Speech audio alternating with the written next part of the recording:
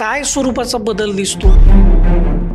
अशी कामं झाली, लोकांना दुष्काळाचा निधी मिळाला. 10 वर्षामध्ये आम्ही बदल केला.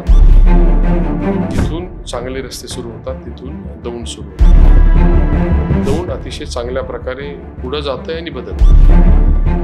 तुम्ही दौंड बदलताय असा उल्लेख तुमच्या बोलण्यामध्ये आता केला.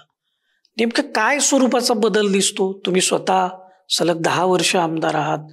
त्यापूर्वीही तुमच्या मातोश्री आमदार होत्या. त्या अगोदर तुमचे वडील स्वर्गीय सुभाष अण्णाही आमदार होते. त्यांची विजयाची हॅट्रिक झालेली आहे. कसं बघता दौंड बदलतंय म्हणजे नेमकं काय होतंय?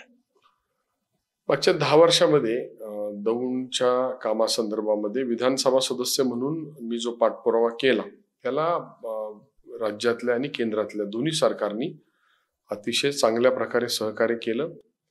राज्यातलं महायुतीचं सरकार आणि केंद्रातलं एनडीएचं सरकार या माध्यमातून या तालुक्यातील भरीव अशी कामं झाली.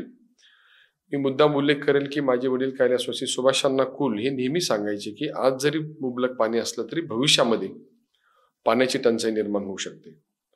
त्यांच्या नंतरच्या कालावधीमध्ये आम्ही त्याच्यावर काम केलं. आज आपण जर तालुक्यातली परिस्थिती पाहिली तर मागचं वर्ष हे दुष्काळाचं वर्ष होतं. मागच्या 25-30 वर्षातला एक मोठा दुष्काळ होता. त्याला आम्ही यशस्वीपणे सामना केला. लोकांना दुष्काळाचा निधी मिळाला, परंतु शेतीला पाण्याचं अतिशय चांगलं नियोजन केल्यामुळे सगळी पिकं ही नदीवरची आणि कॅनलवरची आम्ही वाचवू शकलो आणि त्या माध्यमातून दुष्काळ सुद्धा आम्ही सक्षमपणे त्याला सामोरं जाऊ शकतो हे या निमित्तानं पाहायला मिळालं. आणि पाण्याच्या सुविधा, विशेषतः शेतीच्या पाण्याच्या सुविधा चांगल्या होत आहेत, पिण्याच्या पाण्याच्या सुविधा चांगल्या प्रकारे उभ्या राहत आहेत. आणि त्याचबरोबर या मतदारसंघाची एक ओळख होती की जिथून खराब रस्ते सुरू होतात तिथून दौंड सुरू होतं. 10 वर्षामध्ये आम्ही बदल केला. मला आज अभिमान आहे. आज मी अभिमानानं सांगू शकतो की जिथून चांगले रस्ते सुरू होतात तिथून दौंड सुरू होतं. हा रस्त्याचा बदल पाहिलेला आहे. विजय संदर्भातलं जवळपास 175 कोटी रुपयाचं या 3 महिन्यात आम्ही RDDS योजनेच्या माध्यमातून शेती पंपांसाठीची व्यवस्था, विशेषतः पायाभूत व्यवस्था चांगली करण्याचं नियोजन केलं. आरोग्याची सुविधा चांगली केली.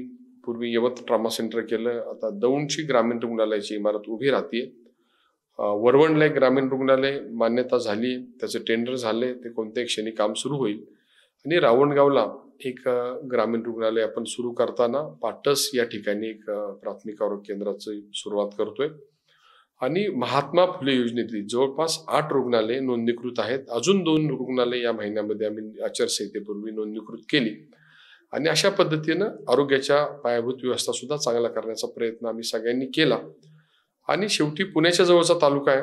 सगळ्या पायाभूत व्यवस्था झाल्या पाहिजे. उद्याच्या नागरिकरणाच्या दृष्टीनं हा तालुका अतिशय सोयीचा आहे आणि त्या दृष्टीनं पुढची वाटचाल लक्षात घेऊन आम्ही तालुक्याचं PMRDAच्या माध्यमातून सुद्धा चांगलं नियोजन करतोय आणि या सगळ्या माध्यमातून दौंड अतिशय चांगल्या प्रकारे पुढे जातंय आणि बदलतंय.